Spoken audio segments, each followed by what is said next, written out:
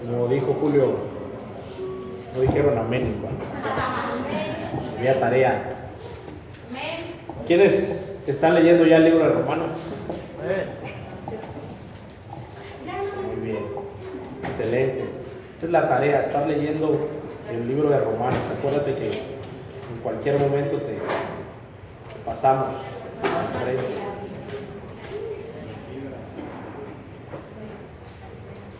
Perdón, tengo un detalle técnico con la... No estoy acostumbrado a hacerlo aquí.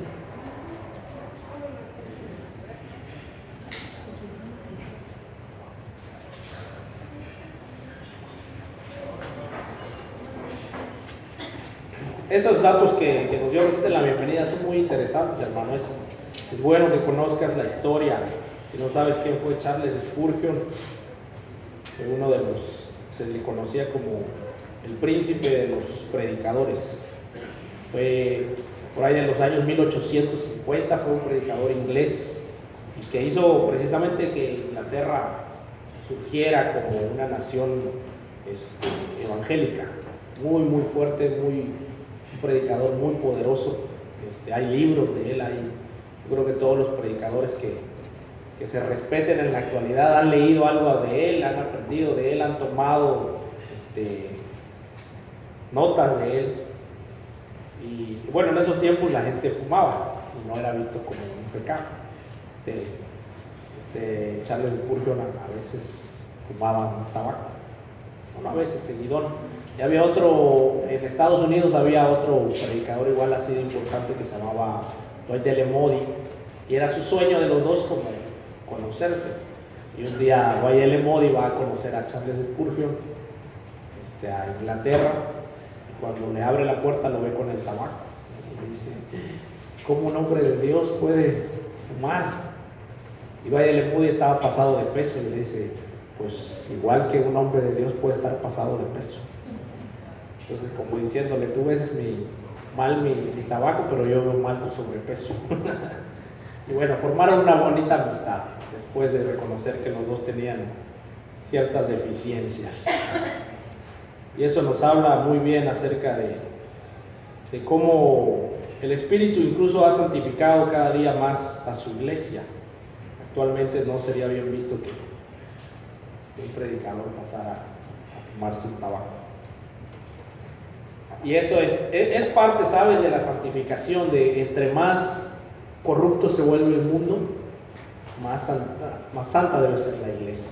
Entre más corrupción haya en el exterior, más santidad debe haber en la iglesia, ¿no? Había tiempos en que en la sociedad no había tanta depravación, tanta adicción al alcohol, y en los servicios se utilizaba vino. Y estaba bien porque había pocos adictos al alcohol. Lamentablemente ahora muchísima de la gente que viene a Cristo somos exadictos al alcohol.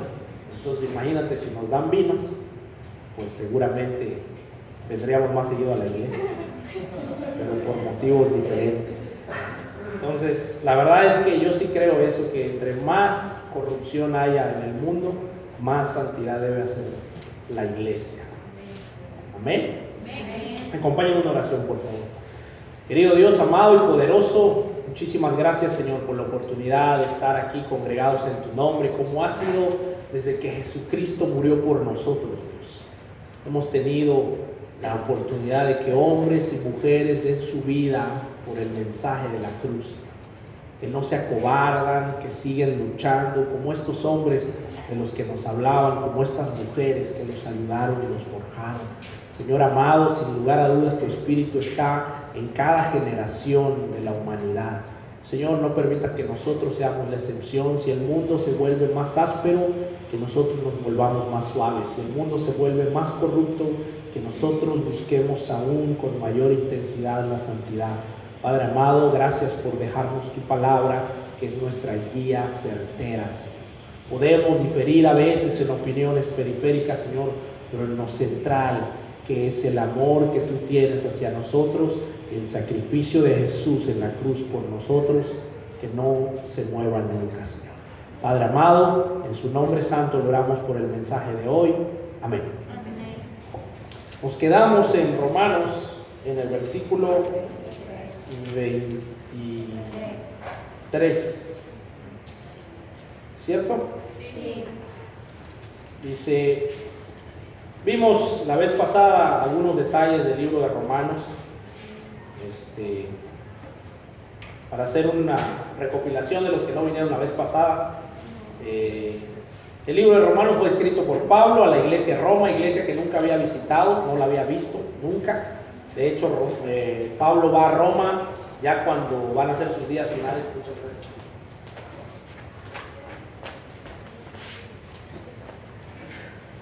Pablo va a Roma y recuerdas en esa parte de Hechos que dice que él pide hablar con el emperador para ser juzgado.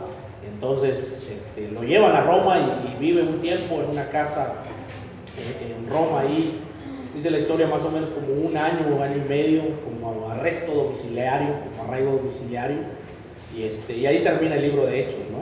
Pero Pablo en este tiempo, cuando escribe la carta, él no había visitado Roma, tenía muchas ganas de ir a Roma, en la misma carta lo dice, quiero ir a visitarlos, deseo ir a verlos, y era un deseo que Pablo tenía desde siempre, conocer Roma. Bueno, es que Roma era la capital del mundo. Por si tú no lo sabes, en esos tiempos Roma dominaba desde Inglaterra hasta Arabia Saudita, ¿no? Toda Europa era parte de Roma, todo el mundo conocido era parte del imperio romano. Y aunque se hablaba en griego, eso es algo curioso, porque se hablaba griego y latín, eran las lenguas predominantes, pero el griego era el idioma de los sabios, ¿no? Era el idioma de los filósofos. Por eso la Biblia se escribe en griego. Pablo era un hombre, ¿sabes? Eso, estudiando Romanos me dio mucho, y la vida de Pablo me dio mucho interés de que nosotros debemos de ser como Pablo. Y realmente Pablo era un hombre con mucha visión. Pablo hablaba varios idiomas, no se conformaba solamente con los dones de lenguas que tenía de parte de Dios, sino él estudió idiomas, específicamente el griego, el latín, para poderse mover en un mundo así. ¿Sabes? Yo me ponía a pensar, como discípulos, nosotros tenemos un acceso limitado a muchos recursos por no saber otras cosas, y te lo comparto, hermano, para que no pierdas esa visión, hermana, para que si tú tienes una visión de ampliarte, hazlo, ¿verdad? Aunque a veces cueste trabajo, aunque a veces sea difícil, o aunque ya te sientas viejo, siempre hay una buena oportunidad para hacerlo, ¿no? Pablo tenía más o menos 70 años cuando estaba yendo a Roma, ¿no? Entonces realmente Pablo tenía la visión de siempre decir, voy hacia adelante. Y dicen los que lo conocían que cuando veía un barco lo primero que pensaba era en subirse e ir a buscar un lugar a donde evangelizar. Así que sería bueno que nosotros tuviéramos esa visión. Cada vez que veas un autobús, una DO, digas, ¿a dónde puedo ir a evangelizar? Dice el versículo 22,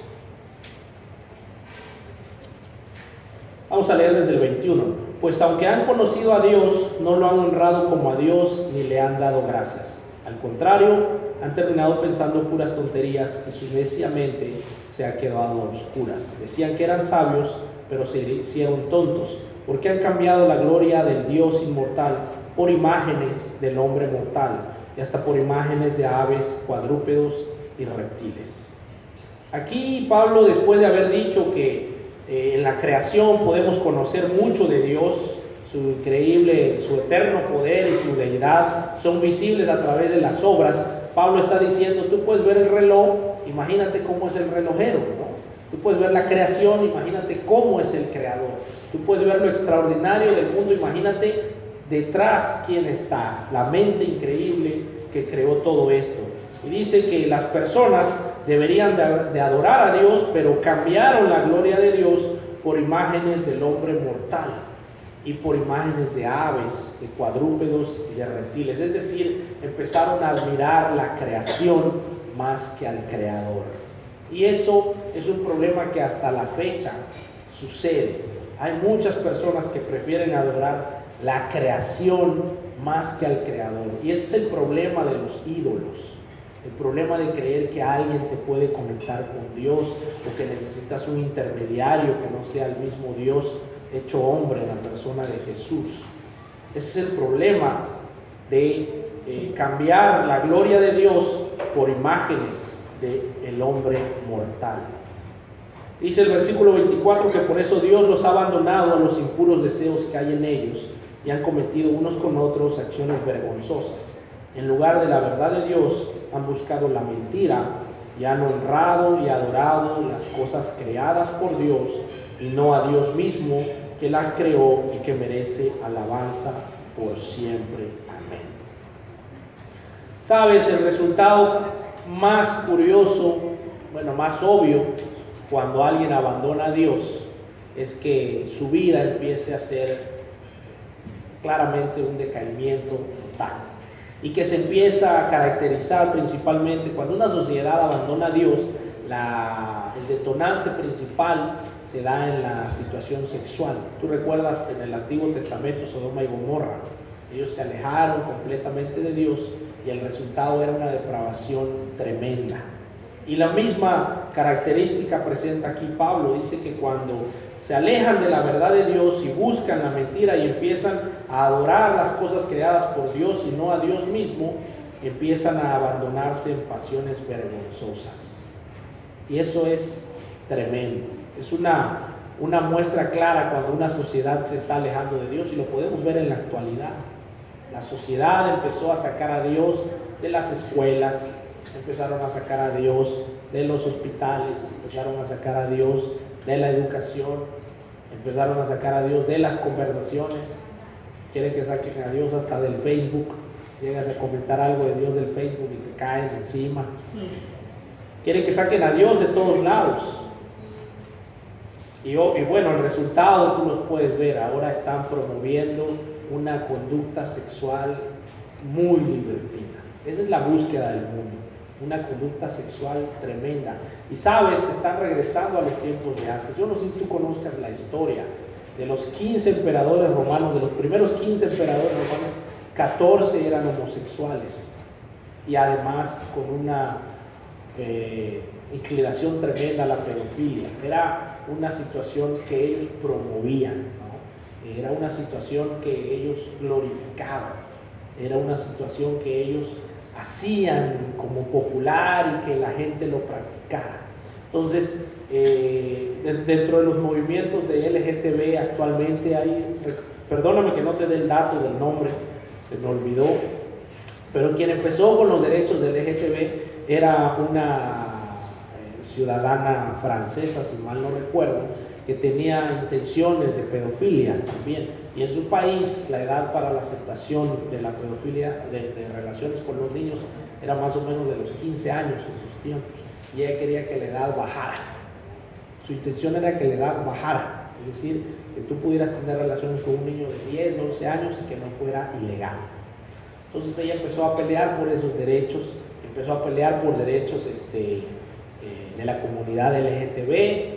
Y bueno, actualmente tú puedes ver que hay una situación bastante fuerte, me refiero a muy fuerte, una campaña para que todos aceptemos ese tipo de pensamiento como si fuera algo normal, algo natural, algo bueno incluso, ¿no? Y si no eres de esa corriente de pensamiento, entonces eres alguien inadaptado, bueno, más que eso, eres alguien agresivo, ¿no? Eres alguien intolerante. Y la verdad es que nosotros no tenemos odio ni nada en contra de las personas con una característica homosexual. La gente afuera en el mundo no entiende que el cristiano sabe que la homosexualidad es pecado, también como sabe que el ser heterosexual y estar en fornicación es pecado. No hay una diferencia para nosotros, pero como es muy evidente que nos pronunciamos contra por ejemplo, contra el matrimonio del mismo sexo. Si alguien nos pregunta qué opinas de eso, pues está mal, ¿no? Es antinatural, no debe ser. Y como nos pronunciamos abiertamente en contra de eso, entonces somos intolerantes. Pero si nos preguntaran también qué opinas de que un hombre engañe a su esposa, pues diríamos lo mismo. Está mal, no debe ser, es intolerante, ¿no? Pero eso no les importa, nos meten en los campos en los que nosotros nos vemos mal y como que no representamos amor. Pero sabes, aquí hay una clara muestra, dice, Dios los ha abandonado a pasiones vergonzosas. Hasta sus mujeres han cambiado las relaciones naturales por las que van contra la naturaleza. De la misma manera, los hombres han dejado sus relaciones naturales con la mujer y arden en malos deseos los unos por los otros. Hombres con hombres cometen acciones vergonzosas y sufren en su propio cuerpo el castigo merecido por su perversión. ¿Sabes? Pablo no está pidiendo castigo para la homosexualidad. Pablo está diciendo que la homosexualidad es un castigo por haber abandonado la creencia de Dios. Eso es algo bastante fuerte, porque no está diciendo hay que darle un castigo al homosexual, sino la homosexualidad, la práctica de la homosexualidad en sí, él lo ve como un castigo, como una degradación del ser humano, y eso es algo bastante fuerte. Dice, y sufren en su propio cuerpo el castigo merecido por su perversión. Como no quisieron reconocer a Dios, Él los ha abandonado a sus perversos pensamientos para que hagan lo que no deben. ¿Sabes? También hay que hablar muy claro. Dios abandona a las personas muchas veces, no para siempre. Dios no es un Dios que abandone para siempre. Muchos de nosotros fuimos abandonados por Dios en el sentido de que, bueno, si quieres ser un alcohólico, experimenta lo que es ser un alcohólico y sufre en carne propia la vida del alcoholismo. Si quieres ser un adicto, vive en carne propia la vida de un adicto. Ve lo que trae consigo eso, la lejanía, la desesperación, la tristeza, la amargura, la falta de confianza, la falta de amor, todo lo que produce eso, experimenta en carne propia para que después eso te haga regresar a mí, para que después eso sea una forma de regresar. ¿Recuerdas cuando Pablo dice, es mejor echarlo al infierno para que su cuerpo se ponga mal, pero su alma no se pierda, ¿no? Es experimentar lo feo. Es la misma parábola del hijo pródigo, que le dice al papá, dame mi dinero y déjame que lo gaste. El padre le da el dinero, el hijo va, se lo gasta, vive una vida desastrosa y después eso le ayuda a entender que con su padre estaba bien, y eso lo hace regresar. El abandono de Dios no es para siempre, siempre deja la puerta abierta. Dice que están llenos de toda clase de injusticia, perversidad, avaricia y maldad. Son envidiosos, asesinos, pendencieros, engañadores, perversos y chismosos. Hablan mal de los demás, son enemigos de Dios, insolentes, vanidosos y orgullosos. Inventan maldades, desobedecen a sus padres, no quieren entender, no cumplen su palabra, no sienten cariño por nadie, no sienten compasión. Saben muy bien que Dios ha decretado que quienes hacen estas cosas merecen la muerte, y sin embargo las siguen haciendo y hasta ven con gusto que otros las hagan. ¿Sabes? Es una definición que parecería muy fuerte para el mundo, pero la lees y así es como está el mundo. Y lo peor es que muchas de estas características están en nosotros. Muchas de estas características aún pululan en nuestra mente. Aún a veces llegamos a cometer algunos tipos de actos de estos. Algunas veces nosotros somos envidiosos. Algunas veces el ver que alguien está prosperando nos produce a nosotros dolor en lugar de agrado. Cuando tú te esfuerzas mucho y de repente ves que alguien se esfuerza menos y que empieza a tener más que tú, a mí me ha pasado tener esos sentimientos como de que, ay caray, ¿no? ¿Por qué? Si yo le estoy echando ganas al trabajo, no gano lo suficiente como gana aquel, que aparte es malo, ¿no? Según mi categoría de buenos y malos. ¿Sabes? Me ponía yo a pensar mientras analizaba esto, que hay una parte de nosotros que todavía no logra reconocer a Dios en su totalidad, y que afortunadamente nosotros tenemos la gracia de Jesucristo. Esa es la diferencia básica entre la gente sin Dios y la gente que tenemos a Dios, que nosotros aun cuando somos malos reconocemos nuestra gran necesidad de Él, de su perdón, y eso nos hace decir, Dios, perdónanos por lo que decimos, perdónanos por lo que pensamos, perdónanos por lo que sentimos, y Dios en su increíble misericordia nos ayuda a avanzar. Después de dar toda esta lista bastante grande, que por cierto, si tú lees un comentario bíblico de los Romanos, te invito a que lo hagas, que define cada una de las palabras a detalle. Los comentarios bíblicos son abren tu mente de una forma muy especial. Te va detallando cada una de las palabras que dice aquí Pablo. Y al final dice que no sienten compasión. ¿Sabes? Cuando la sociedad llega a ese nivel, cuando un ser humano llega al nivel de no sentir compasión, es cuando realmente su corazón está a kilómetros de distancia de Dios. Y lamentablemente en la vida actual pasan esas cosas. En los tiempos de Pablo, uno de los pensadores más grandes se llamaba Séneca, era un pensador español, y él en sus comentarios escribía que mataban a los infantes cuando les veían algún defecto. Y lo comenta como si fuera algo usual, una práctica sencilla. El infanticidio era muy común en esos tiempos, ¿no? No es un invento de las películas de los atenienses, ¿no? Eso era la realidad. Cuando ellos veían un niño que salía con algún defecto, simplemente preferían matarlo para que no tuvieran que cargar con esa situación. ¿Sabes? Dice que me sorprendió mucho cuando leía los comentarios bíblicos que dice en el versículo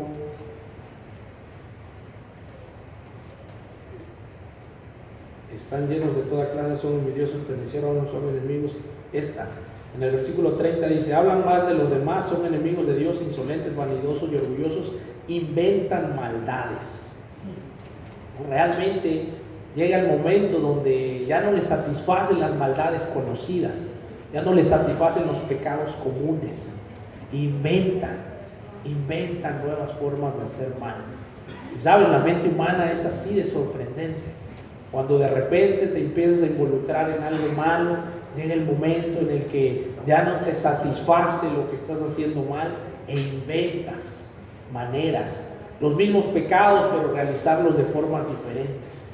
Y es sorprendente la mente humana hasta dónde nos puede llevar, que hasta ven con gusto que otros las hagan. Pero bueno, dice el versículo 1 del capítulo 3, por eso tú no tienes disculpa. Perdón, el capítulo 2, por eso no tienes disculpa, tú que juzgas a otros, no importa quién seas. Al juzgar a otros te condenas a ti mismo. Cuando yo leí eso en Romanos, fue cuando me llegó a volver porque la primera vez que leí la lista dije, ay, qué perdido está el mundo. Y después salto al capítulo 2 y leo esto y dice, por eso no tienes disculpa tú, diciéndome a mí, que juzgas a otros, no importa quién seas. Al juzgar a otros te condenas a ti mismo, pues haces precisamente lo mismo que hacen ellos. Y eso me hizo pensar, ¿qué cosas de la lista anterior hacía yo? Y eso es lo que nosotros debemos hacer constantemente, un examen de conciencia y ver qué cosas de la lista todavía están arraigados en nosotros. Y necesitamos orar por cambiarlas. Y necesitamos orar por las personas que están así, en esa situación, y no juzgarlas. No buscar que Dios las castigue, sino buscar que Dios las perdone a través de compartirles el evangelio, hermano. Dice el versículo 2, pero sabemos que Dios juzga conforme a la verdad cuando condena a los que así se portan. En cuanto a ti, que juzgas a otros y haces lo mismo que ellos, no creas que vas a escapar de la condenación de Dios. Tú desprecias la inagotable bondad, tolerancia y paciencia de Dios sin darte cuenta de que es precisamente su bondad la que te está llevando a convertirte en Él. Pero tú, como eres terco y no has querido volverte a Dios, estás amontonando castigos sobre ti mismo para el día del castigo, cuando Dios se manifestará para dictar su justa sentencia y pagar a cada uno conforme a lo que haya hecho. Aquí el mensaje de Pablo se empieza a centrar en el pueblo judío. Aquí Pablo empieza a tener una conversación retórica con un judío inexistente, pero empieza a hablarle al pueblo judío, porque sabes, la característica de los judíos es precisamente la que habla aquí. Ellos tenían la capacidad se sentían con la capacidad de juzgar a los de fuera, ¿no? A los gentiles, a los que no tenían la ley, a los que pecaban de manera deliberada, a los que no conocían a Dios, y pensaban que la ley los iba a salvar. Pensaban que el hecho de haber sido del pueblo de Moisés y de la descendencia de Abraham los iba a hacer salvos. Y aquí Pablo les dice claramente algo al final. Dice: sabemos que Dios juzga conforme a la verdad. Y dice que pagará, el versículo 6 dice, y pagar a cada uno conforme a lo que haya hecho. Dará vida eterna a quienes buscando gloria, honor e inmortalidad perseveraron en hacer lo bueno.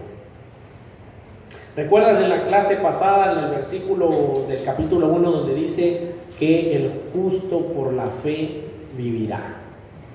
¿Sabes? Pablo aquí nos está contradiciendo. Nosotros somos salvos por fe, hermano. Quiero que se te quede claro. El libro de Romanos trata acerca de la fe. Tú y yo somos salvos por fe, de principio a fin, de fe a fe, dice. No hay otra manera de ser salvo. Es por fe en el Hijo de Jesucristo.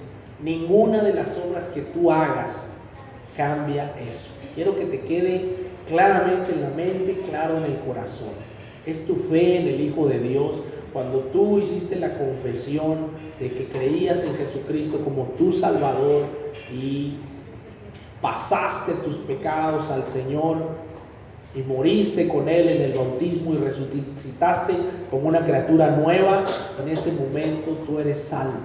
En ese momento tu salvación se hace efectiva. En ese momento tus pecados se quedan ahí en el agua y tú resurges como una nueva criatura. Ahí se da la salvación. Pero sabes, hay un juicio que tú y yo vamos a tener que pasar. Aun cuando eres salvo, hay un juicio que tú y yo vamos a tener que enfrentar. Y es en este juicio donde vamos a ser juzgados según lo que hayamos hecho. Y tú puedes leer el libro de Apocalipsis y recuerdas que dice lo mismo. Dice, cada uno va a ser juzgado según lo que haya hecho. Y bueno, ahí vienen muchísimas cuestiones en juego. Pablo habla de que unos van a tener una recompensa increíble, otros van a tener un tipo de coronas, otros van a tener, no sé, te puedes ahí imaginar un montón de cosas. Pero sabes, también dice el libro de Santiago que la fe sin hechos no sirve, es una fe muerta. Que eso te quede también claro, hermano. Tú puedes creer que fuiste bautizado, tú puedes creer que te arrepentiste, tú puedes creer que entraste a las aguas de bautismo, que confesaste tus pecados y que ya eres salvo y estar equivocado. ¿Sabes cuál es la muestra clara de que realmente tienes fe y tuviste fe? Que hay un cambio en tu vida, que hay un cambio verdadero en tu forma de vivir. La fe sin obras, dice Santiago, está muerta. No es fe. No existe una fe sin obras. No hay. No te engañes. Si sigues siendo el mismo después de sentir fe, entonces realmente no era una fe, era una emoción. Alguien que tiene fe en Jesucristo entiende que ya no está siendo juzgado. ¿Sabes cuál es la diferencia? Analizaba y decía, cuando alguien conoce a Dios, empieza a conocer a Dios y sabe que es un pecador, siente que tiene un policía cósmico detrás de él, ¿no? Alguien que ve si te portas mal o si te portas bien, y en base a eso se estará pagando tu salvación. Y si te estás portando bien, dices, creo que sí voy al cielo. Y si te estás portando mal, dices, creo que voy al infierno. Y cada día tu posición cambia dependiendo de cómo te sientes o de lo que hiciste. Pero cuando reconoces tu fe en Jesucristo, cuando entiendes que Él pagó los pecados por ti, entonces ya no estás frente a un policía, ahora estás frente a tu Padre. Sabes, frente a tu Padre jamás dejas de ser tu hijo. Si te portas bien o te portas mal, sigues siendo su hijo. Te sigue amando de la misma manera y su amor por ti no va a cambiar. Esa es la salvación. Eso es lo que Dios hace por nosotros cuando tenemos fe. Dice que nos da el derecho de ser llamados hijos de Dios. Nuestra salvación está ahí. Él va a ser nuestro Padre siempre. Pero obviamente un padre, cuando ve que su hijo se porta mal, ¿qué hace? Lo corrige. Tiene que hacerlo. Y platicaba con un hermano hoy y le decía, ¿cuál es el sueño de nosotros para nuestros hijos? Por supuesto que yo voy a amar a mi hijo, sea lo que sea. Si es futbolista, si es músico, si es un ingeniero, si es un doctor, Dios quiera y no sea político, pero lo que sea yo voy a amarlo. Pero mi deseo, lo que yo quiero para él, voy a tratar de encaminarlo hacia esas cosas. Y eso es lo que Dios hace con nosotros. Cuando tú, una vez que profesas tu fe en Jesucristo y es real, lo que Dios te va a hacer es darte herramientas para que seas lo que debes ser. Y eso es lo que está aquí hablando Pablo. Dice, y pagar a uno conforme a lo que haya hecho, dará vida eterna a quienes buscando gloria, honor e inmortalidad perseveraron en hacer lo bueno. ¿Sabes, hermano? Grábate estas palabras. Dará vida eterna a quienes buscando gloria, honor e inmortalidad perseveraron en hacer lo bueno. La palabra perseverar es una palabra muy fuerte. Alguien que persevera es alguien terco, es alguien tenaz, es alguien que se esfuerza, es alguien que no se le cierran las puertas, es alguien que la ve difícil pero dice sigo avanzando, es alguien de esas historias que vemos en la televisión, de gente que entrena 10, 15 horas diarias por un objetivo, de alguien que a pesar de la dificultad, de las distancias, del clima, sigue adelante y sigue avanzando. Eso es perseverar. Es alguien que empieza a estudiar a Cristo y jamás había leído nada en su vida y de repente le dan una Biblia de 1000 hojas y dice, tengo que leer todo eso, pero sabes, él persevera y dice, bueno, voy a empezar leyendo un versículo y después lee 10 al día y después está leyendo capítulos completos y después lee libros y después escucha clases y después habla y después predica el mensaje. Es alguien que persevera, es alguien que al comienzo le da miedo hablarle a la gente y después cuando logra salvar, bueno, Dios a través de él logra salvar un alma, se siente wow y va por más. Es cuando ve que ayuda a un jovencito a salir de algo malo y dice, necesito hacer esto más. Eso es perseverar. No es alguien que lo hizo una vez y lo presume. Tenía un maestro, bueno, un jefe que me decía, tú debes de ser como la gallina y no como el pez. Estábamos en equipos yo dirigía la selección de ajedrez y otro maestro dirigía la selección de básquetbol. Y el maestro del que dirigía la selección de básquetbol era como la gallina. Él ganó un torneo con su equipo y lo cacaraqueaba. Tú sabes hacer la gallina, pone un huevo y hace un escándalo y todo el mundo se entera que puso un huevo. El pez pone 1000 huevos y nadie se entera que puso 1000 huevos. Porque no hace ruido, está bajo el agua. Y él me decía eso, tienes que ser como la gallina. Gana un torneo y para que todo el mundo sepa que eres grande. ¿Sabes? Nosotros tenemos que ser, no importa si quieres ser como la gallina y cacarear todo lo que hagas, pero es mejor si eres como el pez espiritualmente, que estés trabajando, que seas perseverante, que pongas muchos huevos, aunque nadie más lo sepa, porque nosotros trabajamos para Dios. Pero asegúrate de que estás buscando dar gloria, honor e inmortalidad. ¿Sabes cómo te das cuenta de que estás buscando eso? Si estás perseverando en hacer lo bueno. Si ya te cansaste de hacer lo bueno, ten cuidado. Si nunca lo has hecho, ten más cuidado. Dice, pero castigará con enojo a los rebeldes, es decir, a los que están en contra de la verdad y a favor de la maldad. Habrá sufrimiento y angustia para todos los que hacen lo malo, para los judíos en primer lugar, pero también para los que no lo son. En cambio, Dios dará gloria, honor y paz a todos los que hacen lo bueno, a los judíos en primer lugar, pero también a los que no lo son, porque Dios juzga imparcialmente. Y te decía que aquí Pablo empieza a hablarle a los judíos, a ese judío imaginario. Otro de los detalles de la carta de Pablo, no sé si tú sabes, pero Pablo usaba gente que le escribía sus cartas, ¿no? Él dictaba las cartas, entonces le llegaban las ideas a la cabeza, no está sentado en un escritorio escribiendo una carta, sino él está caminando en el salón y dictando ideas, y el que está escribiendo tiene que captar más rápido, ¿no? Y de repente a Pablo se le viene una idea y la empieza y después ni la termina y cambia a otra. Entonces aquí Pablo está como imaginándose que habla con un judío, y él, si él es judío, entonces se habla y se contesta, se pregunta y se contesta al mismo tiempo. Y dice aquí, uno de los pensamientos más claros que tenían los judíos es que ellos tenían un lugar privilegiado. Y saben, eso es innegable. Esa es otra de las cosas que nos debe de quedar claro. Los judíos tienen un lugar privilegiado, más que los gentiles. Y la Biblia lo constata así. En cierto sentido, ellos tienen un lugar privilegiado. Dios eligió al pueblo judío para ser el pueblo de la promesa, el pueblo de Abraham, el pueblo de Moisés, el pueblo de Jacob, y todos nosotros, bueno, no todos nosotros, pero muchos de nosotros deseamos ir a Tierra Santa nada más para conocer el montón de tierra seca que hay allá. Pero no sé por qué nos llama el estar allá, porque sabemos que ahí se movió la historia.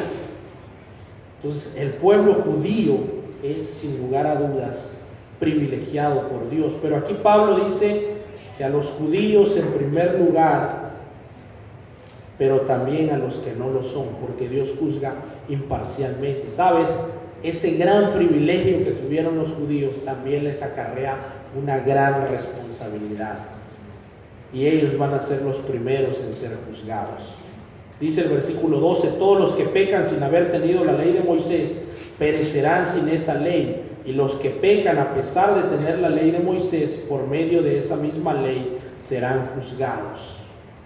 Pues no son justos ante Dios los que solamente oyen la ley, sino los que la obedecen. ¿Sabes? Esa ley está escrita en nuestros corazones, hermano. La ley que estaba en las tablas está escrita internamente en los corazones.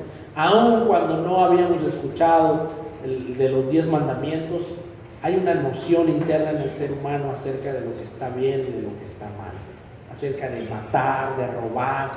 Tú sabes, los niños cuando tú se meten a un súper y toman algo y saben que está mal, lo hacen oculto, ¿no? Ellos saben que hicieron algo mal, algo dentro de ellos. Mi hijo tiene una sonrisa muy característica cuando hace algo malo. Ya mi esposa y yo lo vemos y decimos, este hizo algo, porque él mismo se delata, ¿no? Como diciendo, ya la regué. ¿Sabes? Eso es lo que aquí Pablo está diciendo. Dice, pues muestran por su conducta que llevan la ley escrita en el corazón. Su propia conciencia los comprueba y sus propios pensamientos los acusarán o los defenderán. En el juicio, el día que Dios juzgará los secretos de todos por medio de Cristo Jesús, conforme al evangelio que yo anuncio. Sabes, ahorita nos podemos hacer tontos. A veces tú piensas algo que hiciste y tratas de excusarte, pero el día que estés frente a Dios no habrá excusas. Sabrás claramente por qué lo hiciste. No engañarás a tu mente como a veces lo haces ahora, que te das vueltas y que dices, bueno, lo hice por esto y por aquello, y prefieres dejar de pensar en eso. En ese día tu conocimiento de lo que hiciste va a ser exacto y no va a haber manera que niegues. Dice que tus propios pensamientos te acusarán o te defenderán. Tú te llamas judío, confías en la ley de Moisés y estás orgulloso de tu Dios. Conoces su voluntad y la ley te enseña a escoger lo mejor. Estás convencido de que puedes guiar a los ciegos y alumbrar a los que andan en la oscuridad, de que puedes instruir a los ignorantes y orientar a los sencillos, ya que en la ley tienes la regla del conocimiento y de la verdad. Pues bien, si enseñas a otros, ¿por qué no te enseñas a ti mismo? Si predicas que no se debe robar, ¿por qué robas? Si dices que no se debe cometer adulterio, ¿por qué lo cometes? Si odias a los ídolos, ¿por qué robas la riqueza de sus templos? Te glorías de la ley, pero deshonras a Dios porque la desobedeces. Con razón dice la Escritura, los paganos ofenden a Dios por culpa de ustedes. Pablo está hablándole a ese judío imaginario ahí y le está diciendo por qué hace todas esas cosas del pueblo judío. ¿Sabes? Los judíos eran muy común que no creían en ídolos, pero comercializaban con ellos. Incluso una vez aquí en la iglesia de Villahermosa hubo un detalle con un hermano que tenía un puesto y vendía crucifijos y hasta cositas de la Virgen. Y de repente se le llamó la atención y le dijo: brother, ¿qué pasó? Y dijo así como que: pues yo no promuevo nada, es lo que se vende, es lo que la gente pide y demanda, y yo veo en pro de mi negocio. Afortunadamente el hermano con el paso del tiempo entendió y se dio cuenta que no era lo correcto. Pero muchas veces nosotros podemos caer en esa actitud, ¿no? De predicar y decir eso está mal, pero por fuera estarlo haciendo nosotros. ¿Sabes? Hay temas muy delicados, hermanos, que nosotros debemos de tener cuidado de no caer. Mucho se ha hablado de la piratería, por ejemplo. ¿Sabes? Nosotros hemos llegado a pensar que hay situaciones en las que es muy difícil no caer, aunque le intentes. Incluso a veces la economía te orilla una copia. Tú sabes, hasta una copia está mal. Los libros dicen: no fotocopies. Y tú vas y sacas una copia y se la cedes a otro. Mira, estudia esta parte de la Biblia. Hasta nosotros caemos en esos errores. Pero vemos a alguien con un disco pirata y mira, ¿sabes? Nos gusta juzgar eso fácilmente. Mira, el hermano ya se aventó la de Avengers, pirata. Pero tú estás leyendo tu libro muy espiritual, pero pirata también. ¿Sabes? Necesitamos tener una medida muy clara de lo que hacemos, una medida muy clara de lo que juzgamos, una medida muy clara de por qué lo hacemos, pero no con la intención de juzgar a otros, sino de juzgarnos a nosotros mismos. ¿Sabes? Gracias a Dios, en lo personal, ahorita tenemos la posibilidad de poder comprar películas originales y lo hacemos. Yo no sé si en el futuro a lo mejor tenga que bajar una película de internet, no lo sé, pero lo que sí quiero es juzgarme yo a mí mismo y no juzgar al que está enfrente. Eso sí nos debe quedar claro. Dice, con razón dice la Escritura: los paganos ofenden a Dios por culpa de ustedes.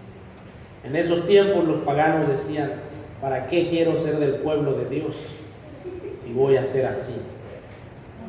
Es cierto que quien obedece la ley de Moisés, la circuncisión le sirve de algo, pero si no la obedece, es como si no estuviera circuncidado. ¿Sabes? Hay detalles muy en la carta de los Romanos que nosotros no podemos entender porque no somos judíos. Pero tú puedes leer el libro de Sabiduría en el capítulo 2, en el versículo 5. Es un deuterocanónico, pero lo puedes leer para darte cuenta del pensamiento judío que estaba ahí. Ese versículo dice: aunque pequemos, somos tuyos. Por eso ese libro precisamente no es un libro autorizado por Dios, no es un libro inspirado por Dios, pero está dentro de algunas Biblias de otras denominaciones, ¿no? Y dice: aunque pequemos, somos tuyos. Ese era el pensamiento de los judíos. En el Sanedrín había libros de reglas judías, y una de las creencias que tenían los judíos era que Abraham iba a estar en la puerta del infierno, y que cuando un judío fuera a entrar, Abraham iba a revisar la circuncisión, y si la tenía, lo iba a mandar al cielo. Así está escrito, ¿no? Era como la circuncisión era el pase al cielo, y nadie circuncidado podía entrar en el infierno. Entonces ellos veían la circuncisión como la señal de ser el pueblo de Dios, sin importar lo que hicieran. Y aquí Pablo les dice muy claramente: de nada sirve la circuncisión si no obedeces la ley. Es como si no estuvieras circuncidado, ¿sabes? Pero esa misma idea nosotros podemos tenerla de nuestro bautismo, ¿no? A lo mejor pensar que Jesucristo va a estar en las puertas del infierno y va a decir: este es bautizado, no, este es de los míos. ¿Sabes? También tenemos que creer eso. ¿Te sirve el bautismo? Sí, claro. Es la señal de mi fe en Jesús. Pero si yo no obedezco a mi fe, si mis acciones no demuestran que obedezco a la fe, entonces estoy perdido. ¿Recuerdas lo que leímos ayer? Decía, dentro de la introducción de Romanos, decía que, vamos a leerlo una vez más para que nos quede claro, en el capítulo 1,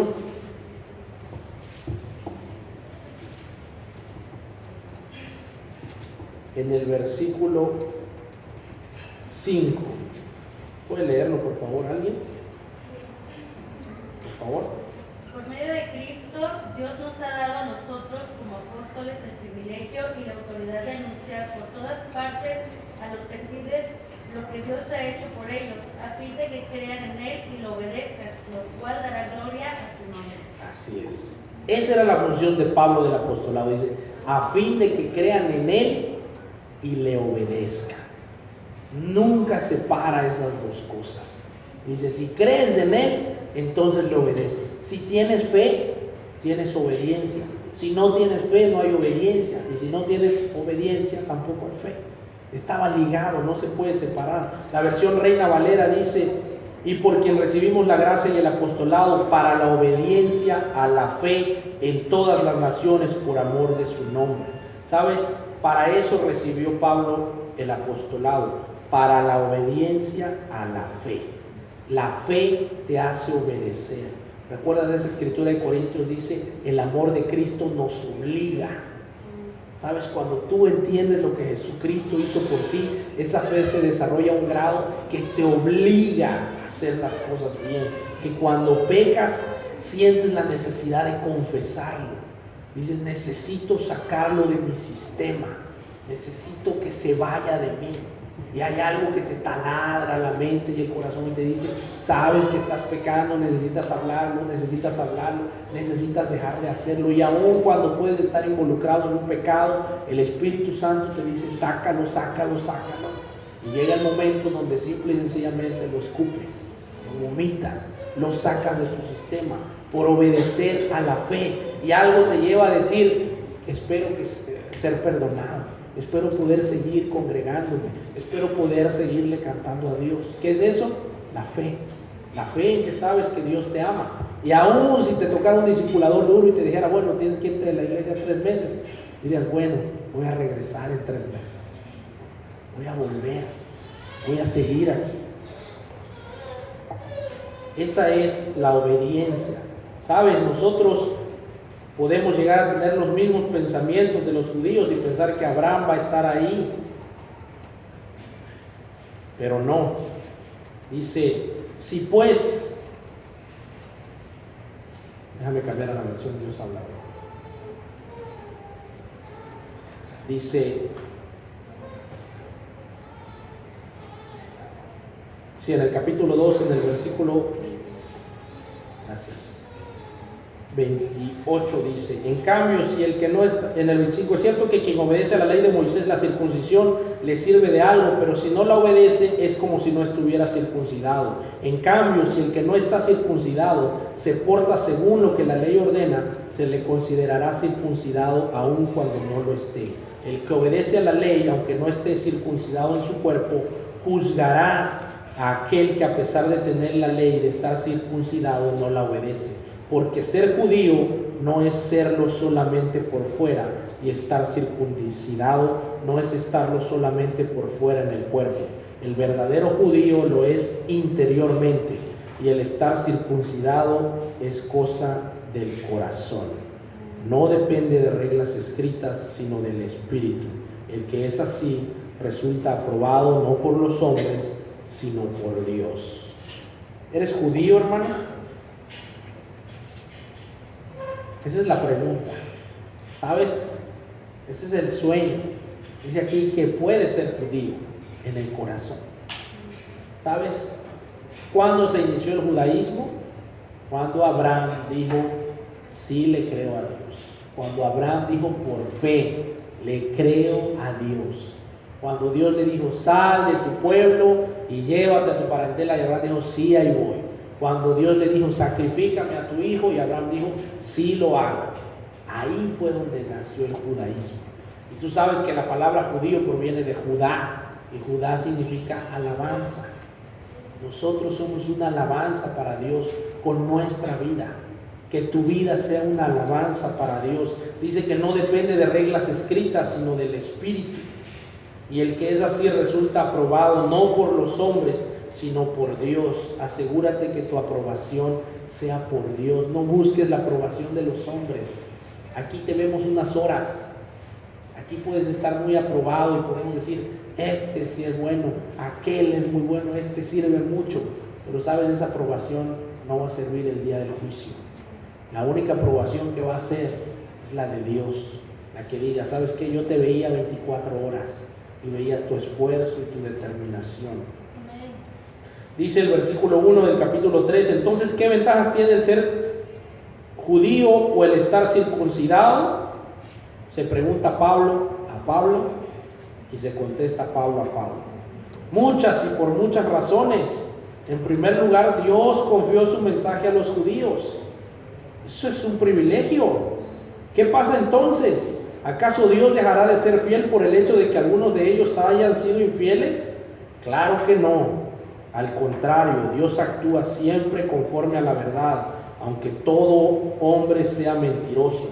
Pues la Escritura dice, serás tenido por justo en lo que dices, y saldrás vencedor cuando te juzguen.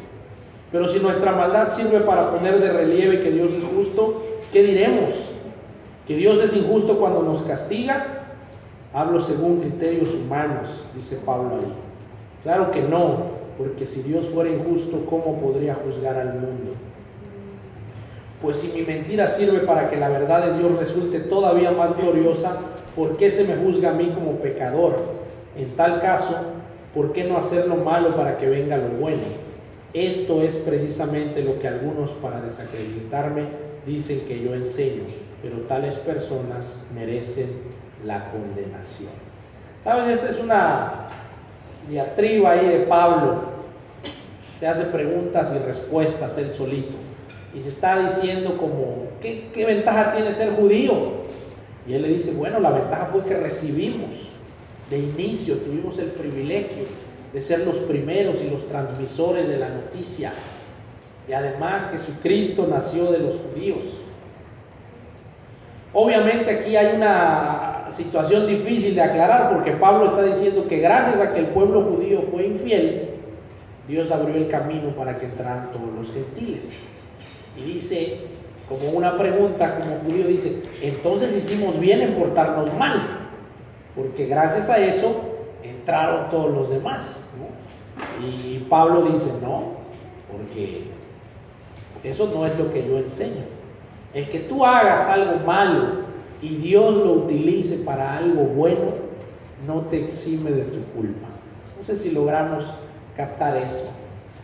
Dios puede usar tus actos malos para hacer que otros crean, pero eso no te exime de tu culpa, eso no te exime de tu castigo, eso no te exime de lo malo que sucedió. Muchos de nosotros llegamos a la fe por situaciones malas de otras personas, ¿no? Hay de repente esposos o esposas que llegan por una situación en el hogar, algo malo, un engaño, y de repente el marido dice, ay, qué bueno que le engañé, porque no le dijo que se acercara a Dios. Más o menos esa es la retórica que está usando aquí Pablo, como diciendo el pueblo judío, entonces hicimos bien en no creerle a Dios porque así se acercaron los gentiles. Y Pablo dice, no. Dios es justo cuando nos castiga. Por último, vamos a terminar con esto. Dice, ¿qué pues tenemos nosotros los judíos alguna ventaja sobre los demás? Y Pablo contesta contundentemente, claro que no, porque ya hemos demostrado que todos, tanto los judíos como los que no lo son, están bajo el poder del pecado. Pues la Escritura dice, no hay ni uno solo que sea justo, no hay quien tenga entendimiento, no hay quien busque a Dios. Todos se han ido por mal camino, todos por igual se han pervertido, no hay quien haga lo bueno, no hay ni siquiera uno. Su garganta es un sepulcro abierto, su lengua es mentirosa, sus labios esconden veneno de víbora y su boca está llena de maldición y amargura. Sus pies corren ágiles a derramar sangre, destrucción y miseria hay en sus caminos y no conocen el camino de la paz. Jamás tienen presente que hay que temer a Dios. En pocas palabras, la ley solamente sirve para hacernos saber que somos pecadores. Aquí Pablo dice, no hay ninguna ventaja para los judíos o para los gentiles. Todos estamos destituidos de la gloria de Dios y todos necesitamos de la fe en Jesucristo. ¿Sabes? El libro de Romanos es un libro muy teológico, hermano. Va a haber muchísimos detalles que vamos a tener que analizar en la próxima clase a fondo acerca de estos puntos.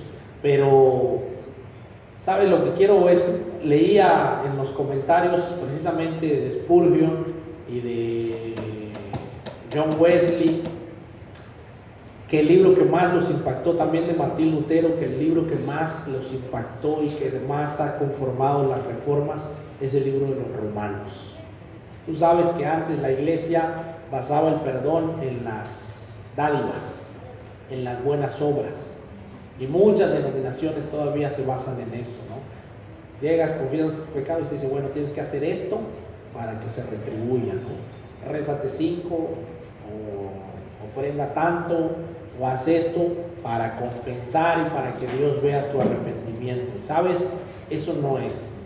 Cuando el Romano dice es por fe de principio a fin, se trata solamente de eso, de fe.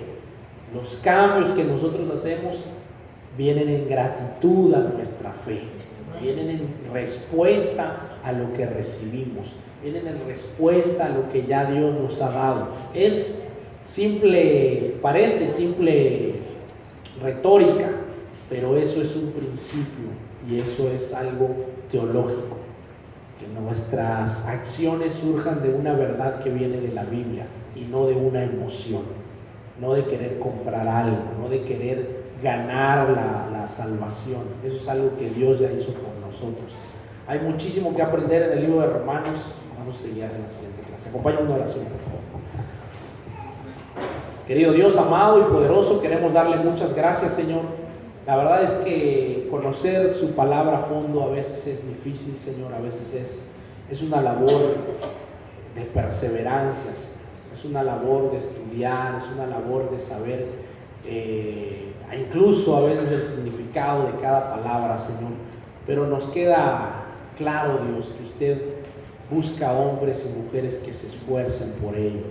Dios amado, ¿cuántos hombres y mujeres no murieron porque nosotros pudiéramos tener la Biblia como la tenemos ahora?